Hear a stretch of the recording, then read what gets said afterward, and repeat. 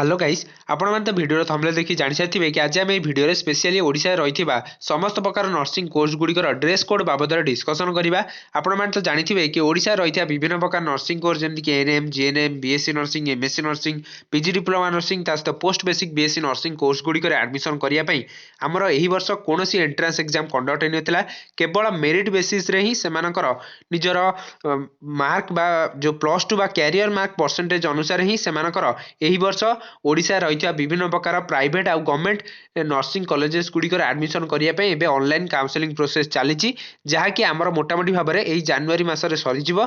आपन को जनवरी मास 18 तारिख रु 30 तारिख भितरे निजर जेउ कॉलेज रे अलॉटमेंट रहिची बा आपन इंटीमेशन लेटर बाहर करचंदी सेही कॉलेज रे जाई कि फिजिकल रिपोर्टिंग करिया पई पड़िबो जा फल रे आपनकर टोटली एडमिशन प्रोसेस टी सरी जिवो। तापरे आपनकर फेब्रुआरी मासरु ही एही सब कोर्स गुडिकर क्लास आरंभ होई जिवो। सो एही क्लास करिया पई आपन को तो निहाती कॉलेज जीवा पई पड़िबो। जदी कॉलेज न जानती हमर ओमिक्रॉन बा कोविड रो सिचुएशन खराब आड़ को गति करे ताहले से गुडी को हमर ऑफलाइन न हे कि ऑनलाइन ने हबो। से ऑनलाइन क्लास हेले भी आपन को ता पूर्व निहाती जानिथिबा दरकार। आपन जेतेबेले कॉलेज को जिबे आपन को किछि यूनिफॉर्म बा ड्रेस कोड पिंधिकी सेठी जाई कि क्लास करिया पई पड़िबो जा फल रे आपनकर कोर्स रो गोटे स्वतंत्र आइडेंटिटी रुहे।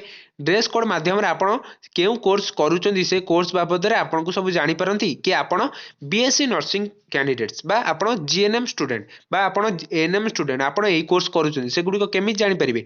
आपनकर गोटे स्वतंत्र आइडेंटिटी काहा माध्यम रे जणा पड़े ना यूनिफॉर्म बा गोटे ड्रेस कोड माध्यम रे जणा पड़थाय।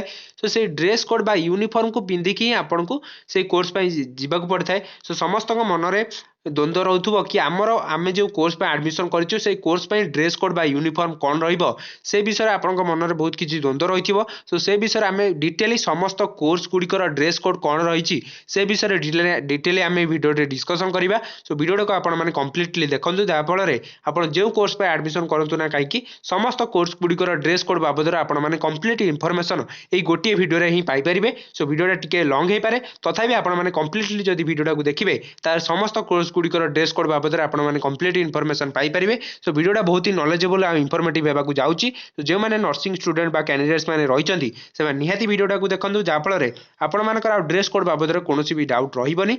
सो वीडियोटा को डेन करिक स्टार्ट करिवा ता पूर्व जदी भी आपन माने पज हम चैनल को सब्सक्राइब करना दी सब्सक्राइब कर देबे जा फल जेते बेले भी ए बेला नर्सिंग और paramedical course related important update आसीबो ता सर्वप्रथम नोटिफिकेशन आपन माने हम चैनल ले पाई परिबे।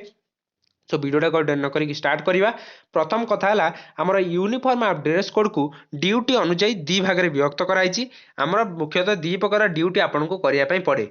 एही एएनएम जे कोनोसी कोर्स आपन पढंतु ना काई आपन को दीटा ड्यूटी करिया पई पड़े। गोटे हला क्लिनिकल आ गोटे हला फील्ड ड्यूटी।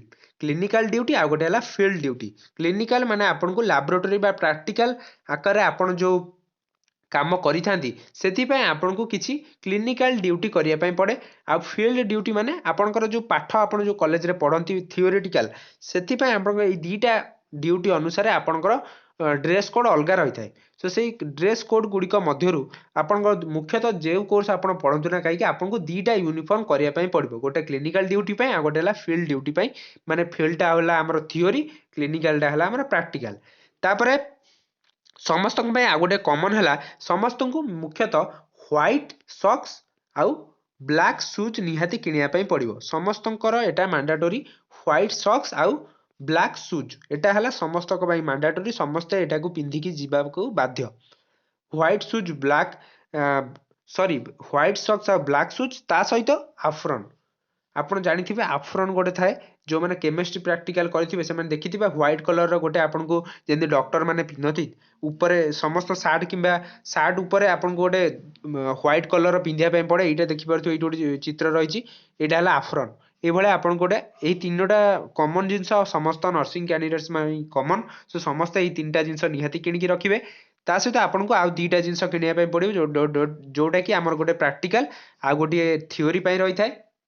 मो वॉइस रे टिके आपन को चेंजेस जणा पड़थाय मोर देह टिके भल नाही तथापि आपन टिके मैनेज कर देबे। सो प्रथम आमे देखिबा कि आपनकर एएनएम कोर्स पय कोन यूनिफॉर्म रहिबो। एएनएम कोर्स पय आपन जदि हॉस्पिटल बा क्लिनिकल ड्यूटी करूचंदी ताहले आपन पय व्हाइट साड़ी बा सलवार ता सहित कुर्ता रहिबो। आउ कोन ना आफ्रन आपन को पिंधिया पय पड़िबो। जदि आपन कम्युनिटी ड्यूटी बा फील्ड ड्यूटी करूचंदी ताहले आपन पय ब्लू साड़ी ता सहित सलवार कुर्ता रहिबो। ଏଇଟା ହେଉଛି ଏଏନ୍ଏମ୍ ଷ୍ଟୁଡେଣ୍ଟ ମାନଙ୍କ ଡ୍ରେସ୍। ଯେଉଁମାନେ ଏଏନ୍ଏମ୍ କରିବା ପାଇଁ ଚାହୁଁଛନ୍ତି ସେମାନଙ୍କୁ ଏଇଭଳିଆ ଡ୍ରେସ୍ କୋଡ୍ ବା ୟୁନିଫର୍ମ କିଣିବା ପାଇଁ ପଡ଼ିବ, ଯେଉଁଟାକି ସେମାନେ ନିଜ ଖର୍ଚ୍ଚରେ କିଣିବେ, କୌଣସି କଲେଜ ସେମାନଙ୍କୁ ଦେବ ନାହିଁ। ଏ କଥା ମନେ ରଖନ୍ତୁ, ଏଗୁଡ଼ିକ ସବୁ ଆପଣଙ୍କୁ ନିଜ ଖର୍ଚ୍ଚରେ କିଣିବା ପାଇଁ ପଡ଼ିବ। ଏଇଟା ହେଉଛି ଏଏନ୍ଏମ୍ ଷ୍ଟୁଡେଣ୍ଟ ମାନଙ୍କର ଫିଲ୍ଡ ଡ୍ୟୁଟି, ବା ଯେତେବେଳେ ଆପଣଙ୍କ କଲେଜକୁ ଯାଉଛନ୍ତି, ଆପଣଙ୍କ ଦେଖିଥିବେ ଆଶା କର୍ମୀମାନେ ଯେଉଁ ବ୍ଲୁ ଶାଢ଼ୀ ପିନ୍ଧନ୍ତି, ବା ଆପଣଙ୍କୁ ଏଇଭଳିଆ ଗୋଟେ ସାଲୱାର ସୁଟ୍ କିଣିବା ପାଇଁ ପଡ଼ିବ, ଯେଉଁଟାକି ଆମର ସ୍ପେଶିଆଲି କାହା ପାଇଁ ରହିବ ନା ଯେଉଁମାନେ ଏଏନ୍ଏମ୍ ଷ୍ଟୁଡେଣ୍ଟ ରହିଛନ୍ତି। ଏବେ ଆସିଲା ଜିଏନ୍ଏମ୍ କ୍ୟାଣ୍ଡିଡେଟ୍ସ ମାନଙ୍କ ପାଇଁ କ'ଣ ଆମର ଡ୍ରେସ୍ କୋଡ୍ ରହିବ। ଫିମେଲ୍ କ୍ୟାଣ୍ଡିଡେଟ୍ସ ମାନଙ୍କ ପାଇଁ ଯେତେବେଳେ ସେମାନେ କ୍ଲିନିକାଲ ଡ୍ୟୁଟି କରିବେ, ସେମାନଙ୍କୁ white salwar କାମିଜ with white apron. ସେମାନଙ୍କୁ ମଧ୍ୟ ଏଏନ୍ଏମ୍ରେ ଯେମିତି ଯେତେବେଳେ ସେମାନେ କ୍ଲିନିକାଲ ଡ୍ୟୁଟିରେ ଯେଉଁ ଡ୍ରେସ୍ ଥିଲା ସେଇଭଳିଆ ଜିଏନ୍ଏମ୍ର ସେଇଭଳିଆ ରହିବ। ଆଉ ଫିଲ୍ଡ ଡ୍ୟୁଟି ବେଳେ ସେମାନଙ୍କୁ କେବଳ ଗ୍ରୀନ୍ ଶାଢ଼ୀ ଆଉ ସାଲୱାର କାମିଜ ପିନ୍ଧିବା ପାଇଁ ପଡ଼ିବ। ତାପରେ ଆସିଲା ମେଲ୍ କ୍ୟାଣ୍ଡିଡେଟ୍ସ ମାନଙ୍କ ପାଇଁ କ'ଣ ରହିବ ନା, ମେଲ୍ କ୍ୟାଣ୍ଡିଡେଟ୍ସ ମାନଙ୍କ ପାଇଁ ଆପଣ ଜାଣିଥିବେ ଏଏନ୍ଏମ୍ କେବଳ ଫିମେଲ୍ କ୍ୟାଣ୍ଡିଡେଟ୍ସ କରିବେ, ଜିଏନ୍ଏମ୍ଟା କିନ୍ତୁ ମେଲ୍ ବି କରିପାରିବେ। ସେଥିପାଇଁ ଆପଣଙ୍କ ପାଇଁ ହ୍ୱାଇଟ୍ ଶାଢ଼ୀ ତା ସହିତ white full pant with white apron ରହିବ। କ୍ଲିନିକାଲ ଡ୍ୟୁଟି ପାଇଁ ଆପଣଙ୍କର ଗ୍ରୀନ୍ ସାର୍ଟ ଆଉ ବ୍ଲାକ୍ ପ୍ୟାଣ୍ଟ ରହିବ, ଯେଉଁମାନେ ଫିଲ୍ଡ ଡ୍ୟୁଟି କରିବା ପାଇଁ ଚାହୁଁଛନ୍ତି। ତାପରେ ରହିଲା ବେସିକ୍ ବିଏସସି ନର୍ସିଂ ବା ବିଏସସି ନର୍ସିଂ ପାଇଁ।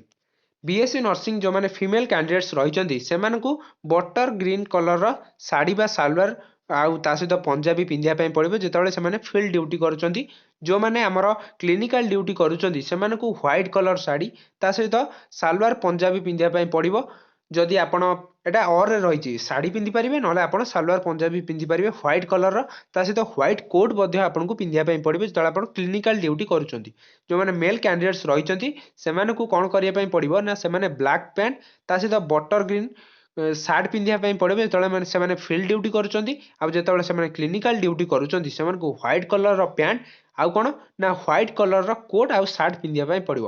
ସୋ ମେଲ୍ କ୍ୟାଣ୍ଡିଡେଟ୍ସ ଟୋଟାଲି ପୁରା ହ୍ୱାଇଟ୍ କଲରର ସବୁ ଜିନିଷ ପିନ୍ଧିବେ, କେବଳ ତାଙ୍କର ସାର୍ଟଟା ବଟର ଗ୍ରୀନ୍ କଲରର ରହିବ ଯେତେବେଳେ ସେମାନେ ଫିଲ୍ଡ ଡ୍ୟୁଟି କରୁଛନ୍ତି।